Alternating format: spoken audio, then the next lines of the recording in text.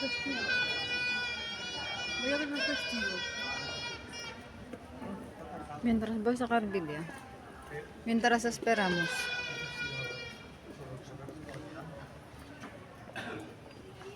¡Ay!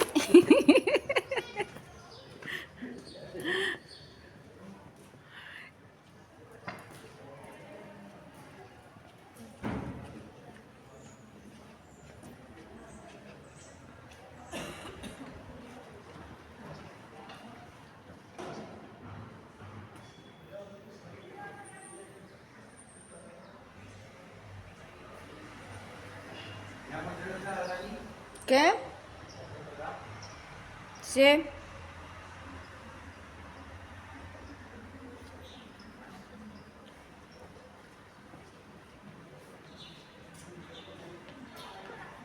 la entrada, la rueda de los carros, ¿cómo estaba marcado? ¿Cuál es la entrada? Estaba Sí. la fila de Gazaro, ¿ves? El carro del Sí, los carros que entraban, entonces caballerita y... domingo carruajes. 22 de marzo, 13 horas. Y eso. Ah, teatro. Teatralizadas.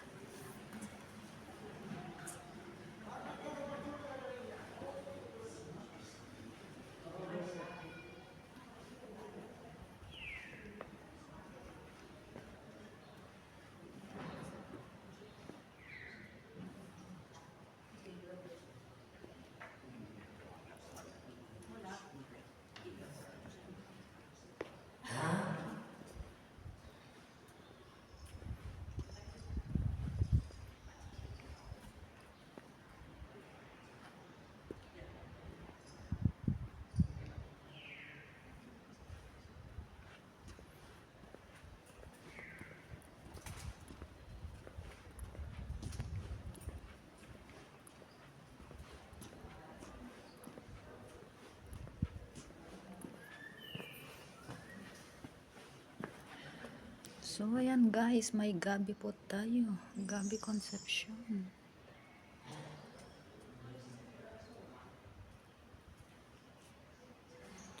Ito guys, poso ang tawag. Poso is, ayun. Poso is deep well. Ayan. May gabi po tayo.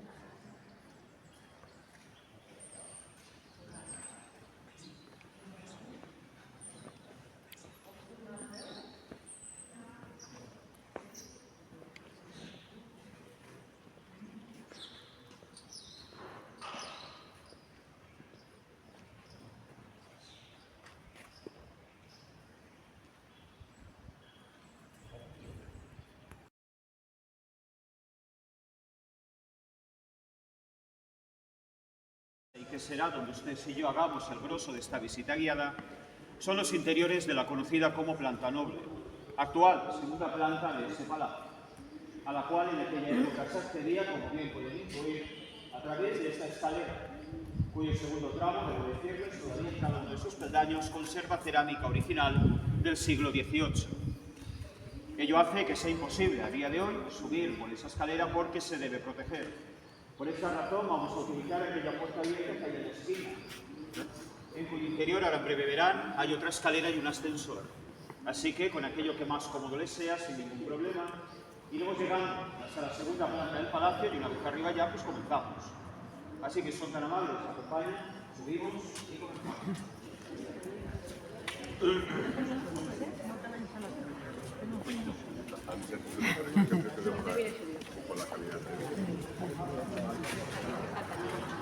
Están de obra. Por protección.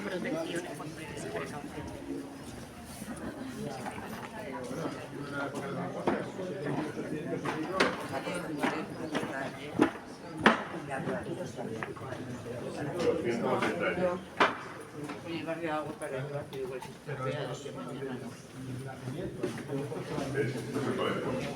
Estaba ya, está una serie por cien y sale con ella. Y en las aulas de edición. Porque Ay, sí, perdón. Cuando venía me lo enseñaba todo. Es muy chulo, ¿eh? Porque lo vamos a enseñar todo difícil. Y yo venía con el director y tal, que enseñaba Visita privada. claro, visita guiada y accedíamos a sitios que ellos llevan las llaves de todo el edificio.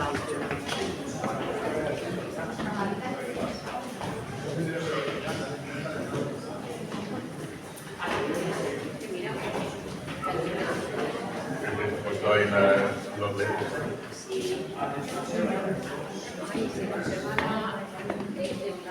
Sí, del siglo XVIII, ¿viste?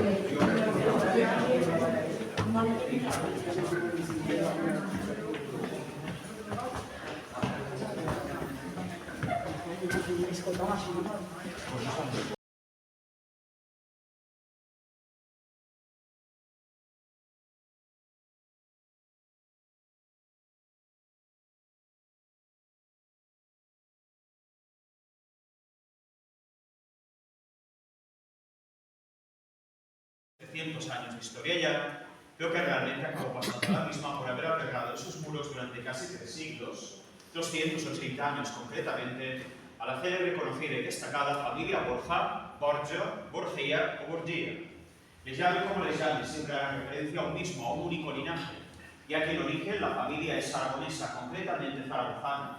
Procede de una región llamada Campo de Borja, y a ello precisamente debe su apellido, siendo por lo tanto este de origen toponímico. Se apellida Borja porque proceden de Borja. Y cuando lleguen a tierras valencianas a finales del siglo XIII y principios del XIV, ante el inevitable contacto con nuestra lengua autóctona acabaremos llamándoles Borja, que es como muchas veces yo les acostumbro a llamar. Pues bien, esta familia, si por algo a la historia acabó pasando, es por haber tenido entre los suyos nada más y nada menos que a 2 papas. Cuando estos papas marcharon a Roma a ejercer allí su ministerio, ante la inexistencia de la grafía J en la lengua italiana, lo que hacen es quitarle la J al apellido, le añaden una G y una I y se convierten en la familia Borgia por estas tierras, Borgia por aquellas tierras, inmortalizada así en una cantidad inconmensurable de libros, series, películas, novelas, teatros, óperas, un largo etcétera. Sin ir más lejos, en el año 2006 se filmó una película llamada Los Borgia, del director Antonio Hernández. Una escena de dicha película se grabó en este palacio y a lo largo del recorrido verán, hay una serie de maniquís vestidos, intentan recrear la indumentaria que esta gente en aquella época llevó y básicamente todos ellos proceden del elenco que participó precisamente en esa película. Pues bien, ¿de qué trataba? De la vida del Papa Alejandro VI, ya que los 2 papas de la familia son Calixto III y Alejandro VI. En aquella época no es extraño, normal y corriente era, nos escandaliza que un papa tuviera cuantos hijos quisiera. El segundo papa, Alejandro VI, al menos por él reconocidos, tuvo 9 hijos a lo largo de su vida. Y lo que hizo antes de morir fue regalarle a cada uno de ellas propiedades para que tuvieran un futuro, un porvenir, el día de mañana cuando él, su padre, el papa, falleciera. Así será como Alejandro VI comprará las tierras del ducado de Gandía, cuya sede precisamente todavía a día de hoy es este palacio. El agraciado fue el hijo primogénito del papa, un muchacho llamado Pedro Luis de Borja. Él será el primer duque Borja de Gandía y él inaugurará esa larga lista de duques que duró, recuerden, 280 años. Al final, la familia Borja llega a su ocaso porque la última heredera viva que aquí quedó, cuyo nombre siempre debe ser reivindicado, María Josefa de Borja y Pimentel, no pudo heredar, básicamente porque en aquella época, por su condición de mujer, el sistema de herencias no se lo permitió. Heredó por ello su marido, el sevillano duque de Osuna, siendo la familia Osuna quienes finalmente venden este palacio a finales del siglo XIX, siendo los jesuitas quienes lo compran por aquel entonces, siendo todavía a día de hoy dichos jesuitas los dueños legítimos de esta propiedad. Aquí vivieron jesuitas hasta hace apenas 2 años. Ante la escasez de vocaciones que inevitablemente, como toda orden religiosa, también ellos padecen, ya no vive nadie aquí, pero todavía la casa les pertenece. El motivo por el cual los jesuitas compran el antiguo palacio de esta familia es porque aquí nació este caballero que viene aquí retratado presidiendo esta primera sala que yo les estoy mostrando. Y es que la familia debe saber, aparte de los papas, también entre los suyos ha tenido un santo, San Francisco de Borja y Aragón. Francisco de Borja es el bisnieto del Papa Alejandro VI y fue el primogénito de un total de 21 hermanos. Nació el 28 de octubre del año 1510 en esta casa y heredó el título de 4º duque de Gandía a la muerte de su padre. Casó muy joven Francisco de Borja y su esposa, doña Leonor, antes de morir a la todavía temprana edad de 33 años, le dio 8 herederos a este palacio. Así que viudo y con 40 años, Francisco de Borja reúne a sus hijos a los pies de la gran escalera. Como bien podrán reconocer en esta pintura que les señalo, lugar este el patio que prácticamente se ha visto inalterado desde entonces hasta el día de hoy. Se despide de su familia, le cede en vida a su hijo mayor la gestión de todo esto y se marcha a Euskadi, ya que quería conocer a Íñigo de Loyola, que ahí retratado tienen también. San Ignacio, como comúnmente se le conoce, fue el fundador de una orden religiosa masculina conocida como la Compañía de Jesús, a cuyos integrantes desde aquel iniciático momento ya se les conocía como jesuitas. Así que uno de los primeros jesuitas de la historia fue el ya duque emérito Francisco de Borja. Por él compran este palacio dichos jesuitas, por él todavía a día de hoy lo mantienen en propiedad y una parte del mismo lo abren al público. Esa parte es la planta noble, que precisamente aquí es donde comienza. Si siguiéramos el curso de esta escalera, llegaríamos a esa puerta que ahora mismo cerrada permanece. Ese sería el acceso principal al interior de esta casa. Y quien aquí entraba, lo primero que observaba y que todavía a día de hoy observa es el salón de las audiencias. Aquí era donde esta familia recibía a toda aquella que les venía a visitar. Un salón que ya tiene 500 años de historia. De aquella época todavía la techumbre la tenemos ahí, ese artesonado, en cuya superficie aparece el símbolo de la doble corona, que en su día quiso simbolizar el poder de los dos papas, Calixto y Alejandro, una y otra corona, una al derecho, otra al revés, unidas ambas por sus bases. De aquella época también tenemos el magnífico alto zócalo cerámico, todo él de traza mudéjar, realizado por la población morisca que aquí vivía. Y cada tramo de pared, fíjense en el detalle, va cambiando, variando, combinando diferentes modelos decorativos. Son todos hechos a mano, ¿eh? Muy típico esto del conocido estilo mudéjar. Precisamente no es como la cerámica valenciana, que en aquella época acostumbraba a ser lisa, sino que tiene ciertas oquedades, relieves. Es lo que llamamos cerámica de cuenca o de arista, que al cocérsela se le añaden óxidos metálicos como estaño, plomo o zinc, y eso hace que inevitablemente tenga cierta iridiscencia, reflejo que todavía a día de hoy se percibe. Siempre les señalo esta parte, porque aquella parte es posterior, a simple vista se puede apreciar. Más nueva y el color más vivo. Esta cerámica solo tiene 100 años. Es la que los jesuitas implementarán ante la carencia de cerámica que había en esta parte concreta de la sala, probablemente por el estado del deterioro en el que éstas se encontraban. Las contraventanas, también diferentes, fíjense, siguiendo ese modelo decorativo mudéjar en el que van cambiándose diferentes geometrías.